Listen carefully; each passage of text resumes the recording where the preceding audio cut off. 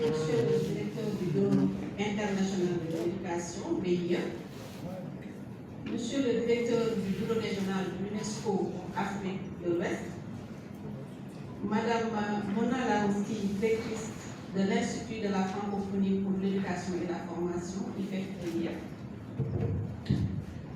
Monsieur le secrétaire général de la Confémen, Monsieur le doyen de la faculté des sciences et technologies de l'éducation et de la formation, Mesdames, Messieurs les chefs de département de la FASTEF, Mesdames, Messieurs les personnels d'enseignement et de recherche, Mesdames, Messieurs les personnels administratifs, techniques et de services, distingués invités, Mesdames, Messieurs. Nous nous réjouissons de l'organisation ce jour 22 décembre 2022 de cette cérémonie de lancement du master en conception, développement et évaluation du curriculum. Donc, nous voudrions souhaiter la bienvenue à tous les invités à cette cérémonie. Nous saluons particulièrement la présence du directeur du Bureau international de l'éducation et de ses collaborateurs qui sont là. Mais également, on a eu des invités surprises, en l'occurrence le directeur régional de l'UNESCO Afrique et la directrice de l'IFEF, ainsi que le directeur général, le secrétaire général de la Confémen. Nous voudrons vous souhaiter la bienvenue. Nous saluons particulièrement votre collaboration, mais aussi nous manifestons notre profonde gratitude pour notre engagement à nos côtés. Leur précieuse collaboration et leur appui à l'élaboration de ce programme de formation sont hautement appréciés. Alors, je ne saurais terminer sans remercier et féliciter nos chers collègues enseignants, chercheurs, mais aussi au personnel administratif, technique et de service, dont la participation de haute qualité à l'élaboration de la maquette a été primordiale. Cela traduit l'esprit collaboratif tout à fait remarquable qui se développe au sein de la FASTEF et qui constitue l'un des facteurs clés de la performance. Donc, je pense que l'aboutissement de ce programme a été vraiment le résultat de l'effort de tout un chacun au niveau de la FASTEF. Et c'est pour vous dire que c'est un programme pour la FASTEF, c'est pas seulement l'excuse. Donc tout le monde y a participé. Donc nous vous remercions à cette occasion et vous dire qu'on va continuer à collaborer, d'autant plus que je vais le présenter tout à l'heure. L'Institut des sciences de l'éducation ne dispose pas assez de personnel permanent, mais nous avons l'habitude de s'appuyer au personnel de la FASTEF, mais aussi des universités du Sénégal et des établissements d'enseignement supérieur. Donc, pour vous dire que la collaboration continue et vivement le développement de ce master-là. Voilà, monsieur le ministre, mon doyen, cher confrère, monsieur le doyen de la FASTEF, monsieur le directeur régional de l'UNESCO Afrique de l'Ouest, monsieur le secrétaire général de la Confémen, madame la directrice de l'Institut des sciences de l'éducation, mesdames et messieurs les doyens et chefs de département, chers amis, chers étudiants.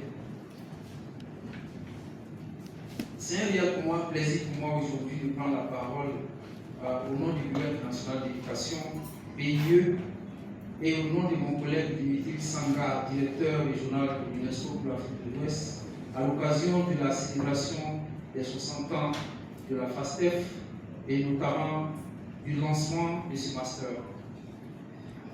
Cette célébration a été un moment symbolique très fort dont nous avons profité. Donc nous profitons aujourd'hui pour lancer officiellement le master en conception, développement et évaluation des curricula, qui a été créé en partenariat avec la FASTEF. Mesdames et messieurs, à cause de la Covid, des millions d'enfants des pays du tiers-monde n'ont malheureusement pas pu jouir de leur droit à l'éducation en 2020.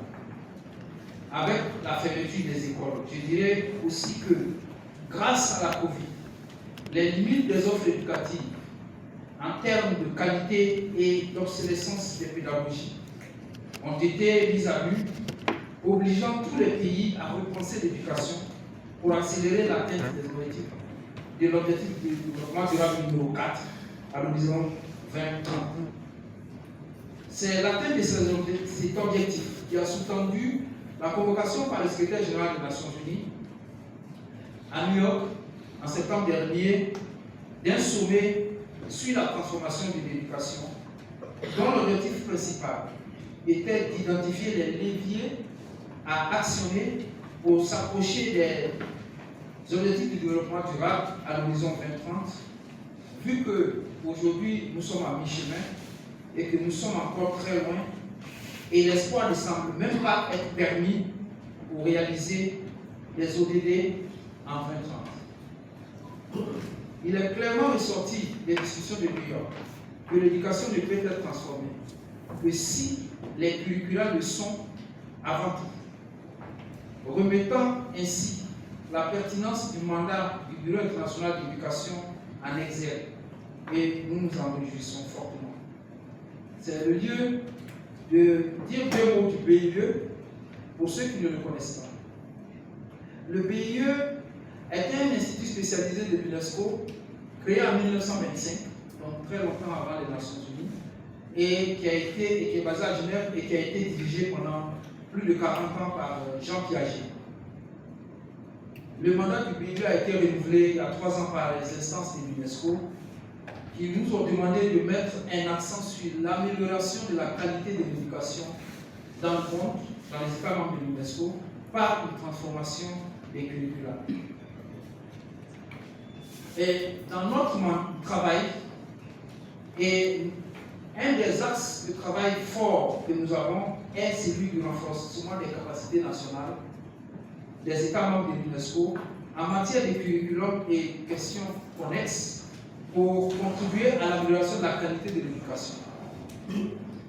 À ma prise de fonction au BIE, il y a un peu plus de 2 ans, j'ai dit à mon équipe, dont 3 membres sont dans cette salle, que nous allons travailler à autonomiser les pays en développement, en Afrique, en Asie du Sud-Est et en Amérique latine, dans leurs actions relatives au curricula et aux questions de qualité de l'éducation, en commençant par l'élaboration des curricula, des réformes curriculaires, des manuels scolaires et des questions d'évaluation.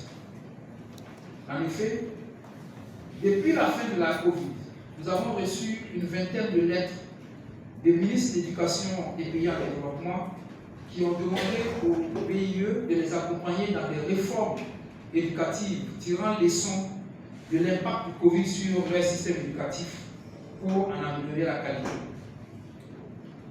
Dans cette même veine, vous conviendrez avec moi, mesdames et messieurs, que depuis plus de 50 ans, que l'UNESCO et les autres partenaires techniques et financiers soutiennent l'éducation.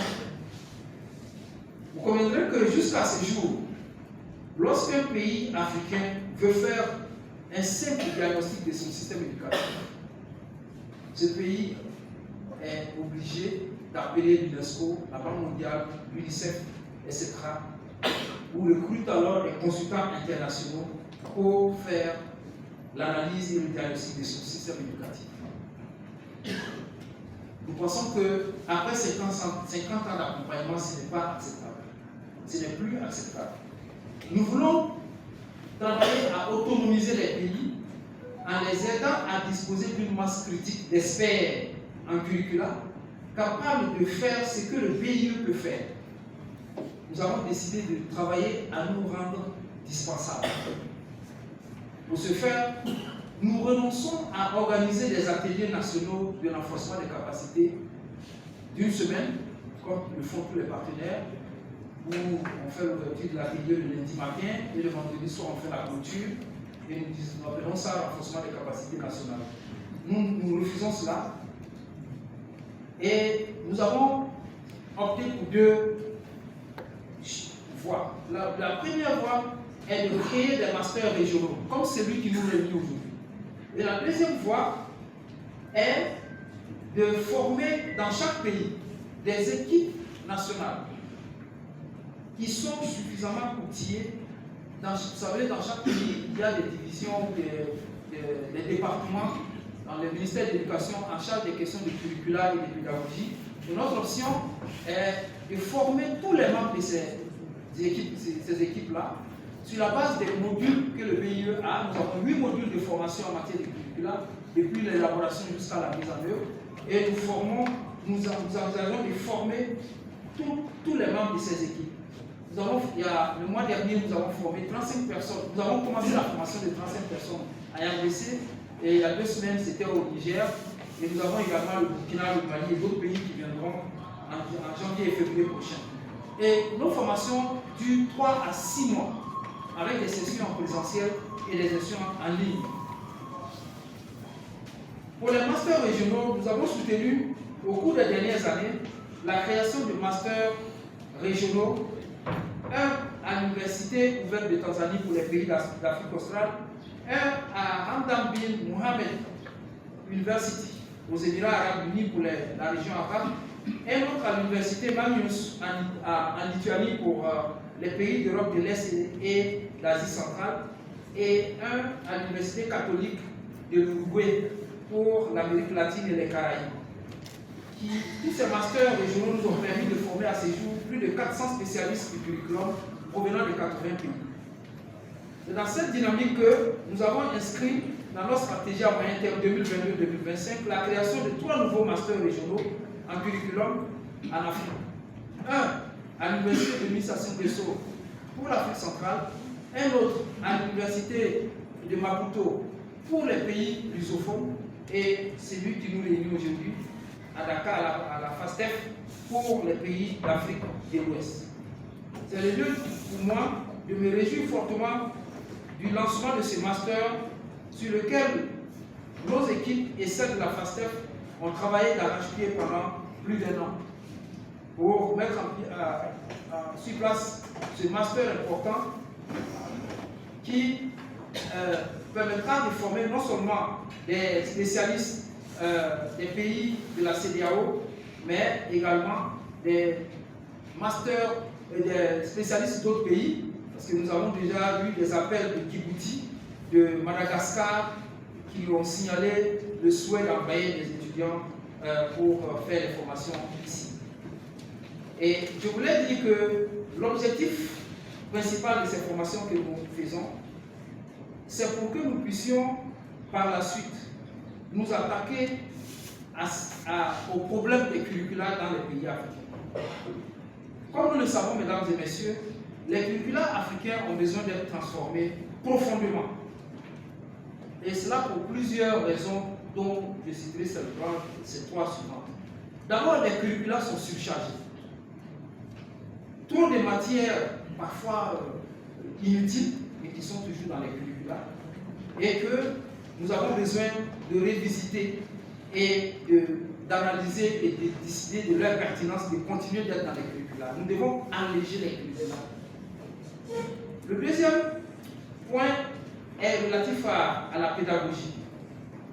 Et surtout encore sur les curricula surchargés, il y a le fait qu'aujourd'hui, vous savez, les enfants s'ennuient dans les classes parce qu'on a des programmes qui sont interminables et aujourd'hui nous avons des profils d'apprenants qui sont différents de ceux que nous étions quand nous étions petits.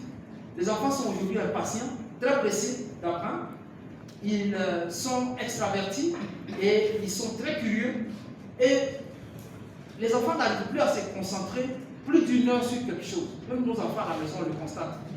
Ils sont pressés, ils veulent faire 1000 choses en même temps. Et demander qu'on continue d'avoir des matières d'1 heure, nous pensons qu'il faut changer cela. Il faut alléger le temps. Les matières ne doivent plus durer 1 heure. Les enfants s'amusent dans nos classes. Et nous sommes heureux de constater qu'il y a eu des révisions, par exemple, curriculaires en Inde le mois dernier, et ils ont décidé de passer les matières d'1 heure à 30 minutes.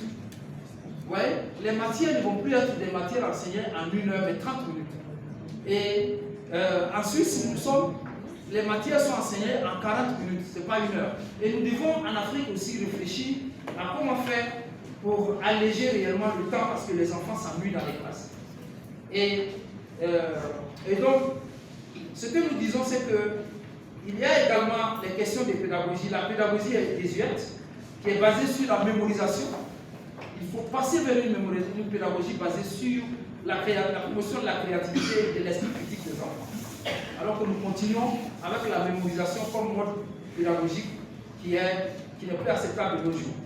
Il faut également faire le meilleur usage possible des TIC à l'éducation. L'intelligence artificielle nous donne beaucoup de solutions. Il faut réfléchir comment tout cela peut permettre d'améliorer l'offre éducative et surtout l'enseignement. Et je suis de ceux qui, souvent quand j'en parle avec certains, quand j'ai l'occasion de discuter avec certains ministres, c'est vrai qu'en Afrique, dans 99% des pays, le téléphone portable est interdit en classe. Et je me dis souvent, quand je discute, que je pense qu'on a tort d'interdire le téléphone. C'est cacher le soleil avec son doigt, parce que nous le savons tous, nos enfants, ce qui les intéresse, c'est le smartphone. Ils passent plus de temps sur le smartphone que tout. Même le temps de sommeil est plus court que celui qui passe sur le smartphone. Alors, au lieu d'interdire, nous avons décidé qu'il faut qu'on s'asseye dans chaque pays avec les pédagogues, les didacticiens, pour réfléchir comment pouvons-nous utiliser le smartphone à des fins pédagogiques pour aider l'enseignant, au lieu de l'interdire.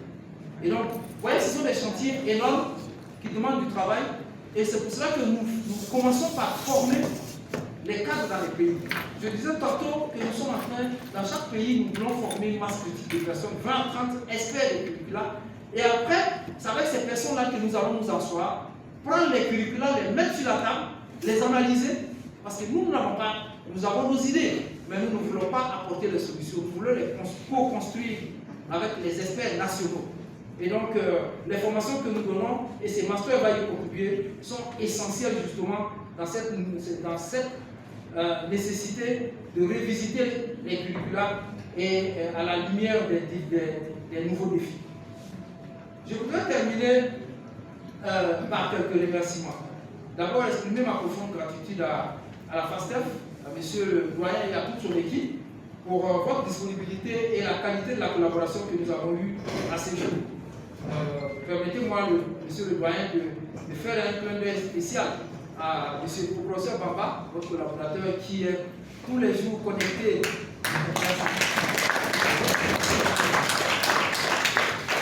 Qui est depuis plus d'un an est tous les jours connecté avec mon équipe. Je suis un peu de loin, mais je sais qu'il est en permanence avec eux. Merci beaucoup pour ces partenariats actifs.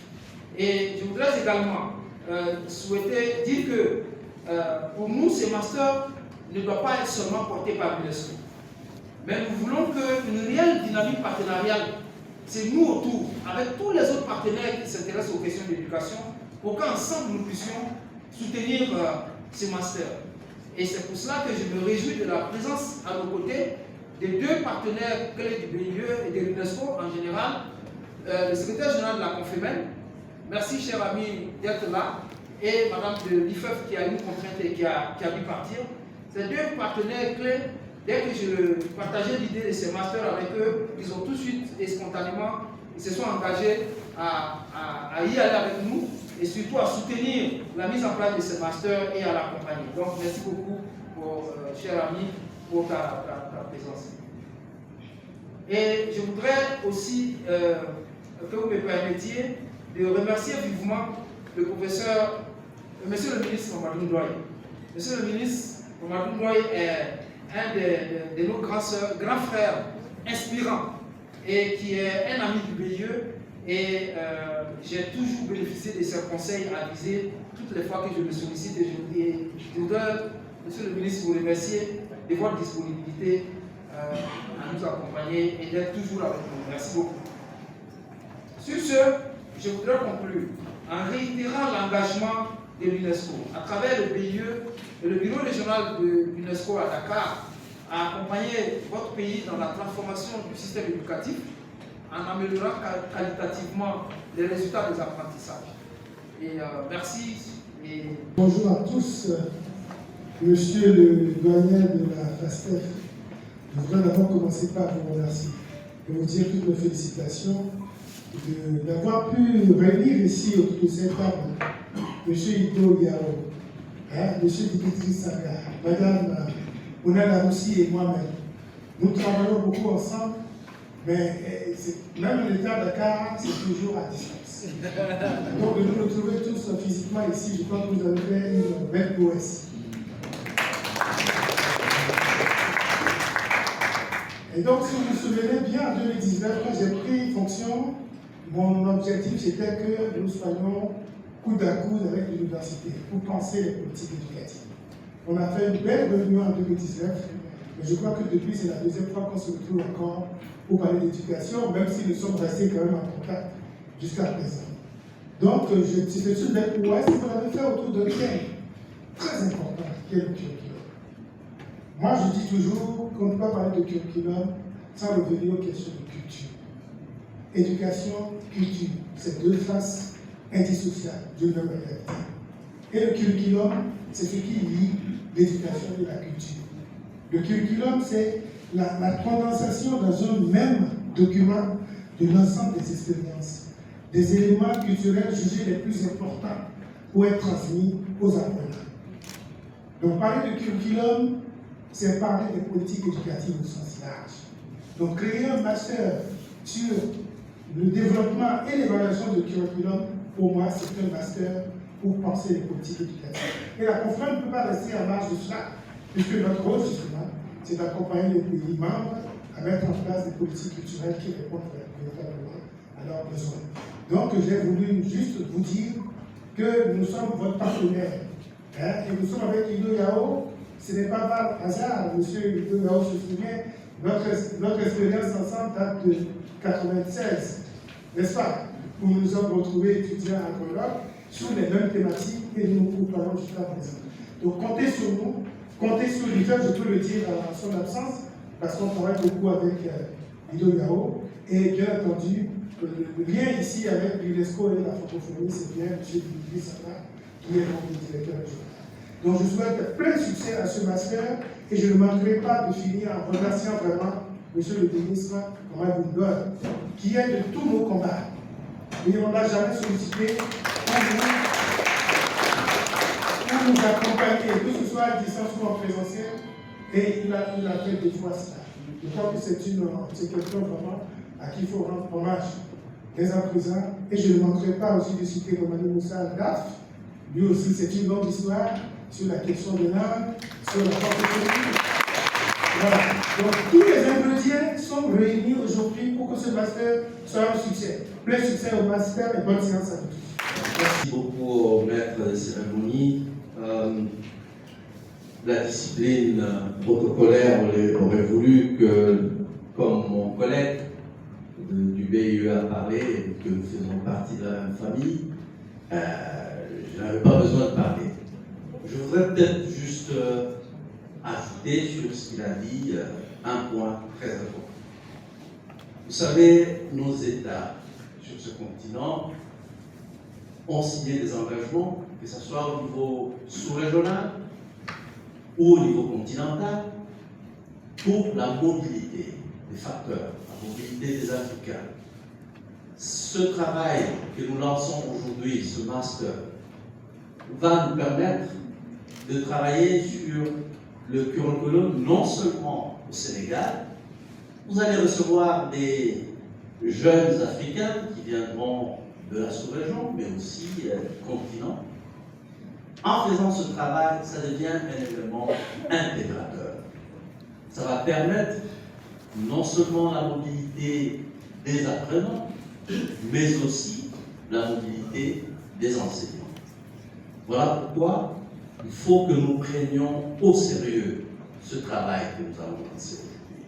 Voilà le seul point que je voulais ajouter sur ce qui a été dit de manière très éloquente par mon collègue du BIE. Je vous remercie.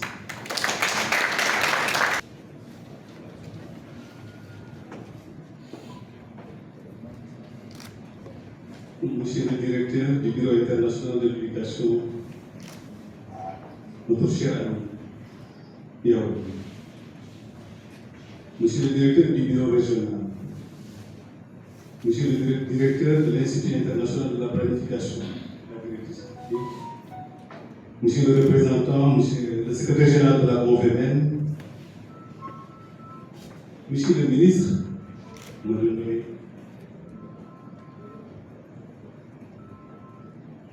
Monsieur le représentant de l'Université Charles Bamba, Mesdames, Messieurs les doyens, directeurs d'institut, Messieurs les inspecteurs généraux de l'éducation et de la formation, Messieurs les membres du Conseil académique de l'Université Charles de Dakar,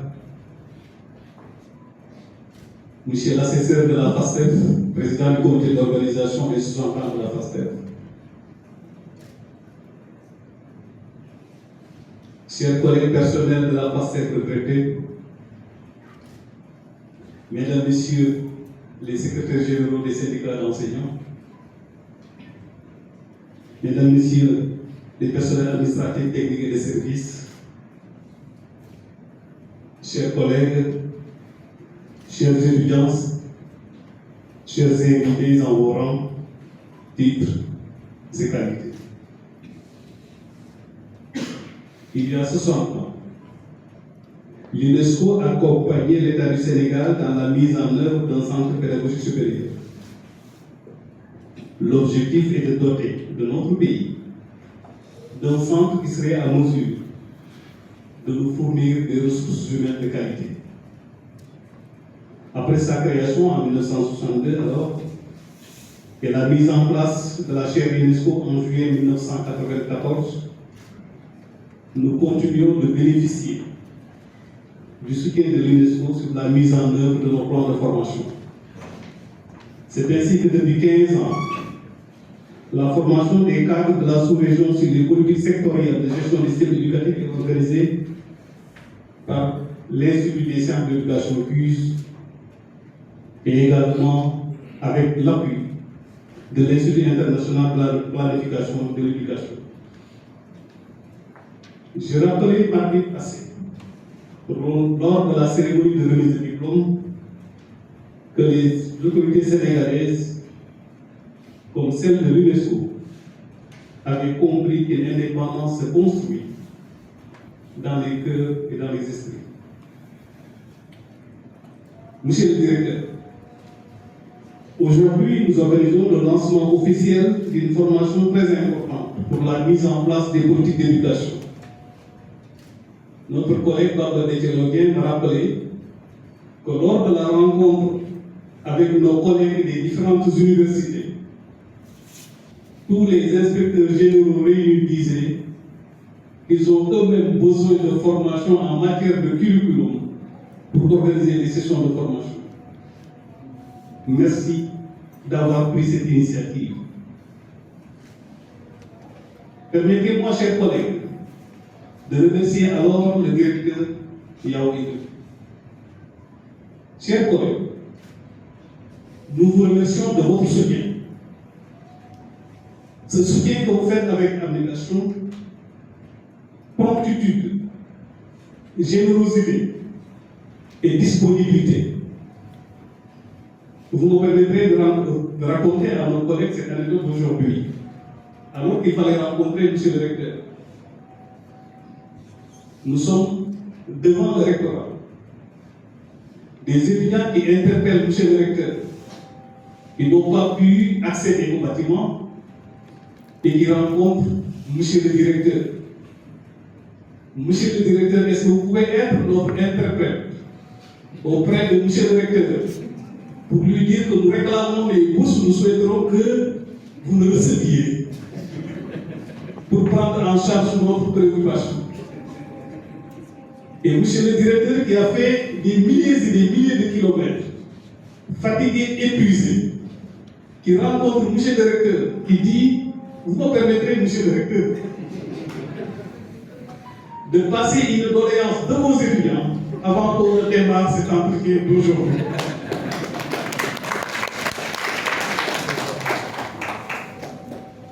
Mais c'est également ça, donc. c'est également la générosité. Sans cette générosité, on ne pourrait pas avoir des actions concrètes pour un système éducatif performant. Mais comment il peut en être autrement? Vous avez quelqu'un qui est inspiré par Piaget et inspiré par Amadou Mokhtar Mbow, qui a coordonné et collaboré avec Mamadou Ndoye. Ça ne pouvait pas être autrement. Merci à vous tous. Merci, monsieur le directeur. Seulement voilà, à l'Université Cheikh Anta Diop, nous avons eu la chance, lorsque cette proposition a été faite, que nous étions sur une croisée de chemin. Parce que d'une part, nous avions commencé à travailler sur ce que nous avions appelé une école doctorale en éducation et formation. Nous avions commencé à travailler sur ce qu'on appelait des formations à l'agrégation pour propulser l'excellence au sein de nos différentes universités. Et nous sommes en train de travailler sur le curriculum. Toutes ces actions ont besoin d'une synergie d'action. Et cette synergie d'action, nous pensons, un centre d'excellence en Afrique, au Sénégal, à l'Université Cheikh Anta Diop, à la FASTEF, pourrait porter ces différentes questions pour documenter les questions qui se posent au niveau de nos systèmes éducatifs. Je suis sûr que la générosité de M. le directeur, de M. le secrétaire général de la Confédération et de tous les collaborateurs ici présents nous permettront d'avancer sur ce dossier. Nous allons avancer sur ce dossier parce que nous avons eu la chance, pour les premières actions que nous avons eu à mener, particulièrement ce master, que nous avons confié à la chaire UNESCO, de se rendre compte que même s'ils sont trois dans une structure, ils ont pu fédérer, je dis trois parce qu'il s'agit de bandes de théologiens, de Mme Salimata Sen et de Barel. Normalement, dans d'autres sièges, je dirais elle. Ils ont pu fédérer toutes les activités, toutes les actions de nos différentes universités, je ne parle même pas de la FASTEF, pour faire de ce master-là un master sous-régional dans sa conception et très certainement dans sa mise en œuvre. Merci, chers collègues, de ces initiatives que vous avez prises et de ce système managérial que vous avez pris et pour vous, pour la CUS, pour la FASTEF et pour l'Université Cheikh Anta Diop. Monsieur le directeur, nous pouvons compter très certainement sur vous pour que ces efforts que nous avons lancés, sous peu, les fruits commencent à tomber et que la récolte soit belle. Je vous remercie de votre attention.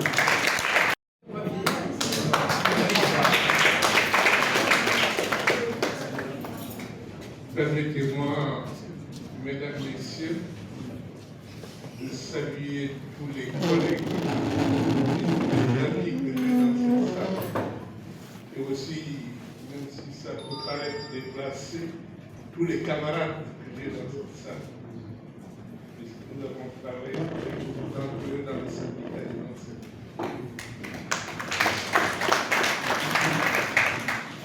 Deux mots sur ça. D'abord, je vais remercier Guido qui m'a invité à cette cérémonie. Je voudrais aussi remercier l'employeur ainsi que les collègues de la FASTEF. C'est en 1975 que j'ai travaillé ici à l'école normale supérieure. J'ai ouvert la formation des inspecteurs de l'enseignement. Parce qu'à l'époque, les inspecteurs étaient formés en France. Donc la première promotion de formation d'inspecteurs au Sénégal, je l'ai ouverte ici, à l'école normale supérieure. C'est pourquoi aussi je suis attaché à cette institution. il y a deux choses, je crois, sur le curriculum qui me semblent importantes dans notre contexte. La première chose, tu viens de l'aborder, quelqu'un a dit que le statu quo en Afrique, aussi bien dans le développement que dans l'éducation, ce qui fait le statu quo, c'est que jusqu'ici, nous n'arrivons pas à valoriser nos langues nationales. C'est ce qui fait le statu quo au niveau de la crise de l'éducation et c'est ce qui fait le statu quo au niveau du développement des pays africains. Parce que le capital humain dont nous parlons, nous ne pouvons pas en disposer dans une langue qui n'est pas parlée par la majorité de la population. Ce n'est pas possible. La deuxième chose, je voudrais aussi insister dans notre contexte actuel, et c'est bien dans son exposé qu'il a un peu brossé, que nous vivons dans un monde d'incertitude. Comment éduquer dans un monde d'incertitude? Il vous a parlé des crises de l'éducation qui bouchent l'avenir. À quoi va-t-on former les jeunes quand on ne sait pas ce qui va se passer demain? À quoi on va les former? Alors je laisse ces deux interrogations. Bon, même petit, vous voyez que nous avons essayé de bricoler quelque chose. Et de co-écrire. Et de co-construire. Donc, En présence de ces éminences et sommités éducatives, nous lançons officiellement le master en curriculum, fruit d'un partenariat UNESCO, du cadre. UNESCO et du cadre.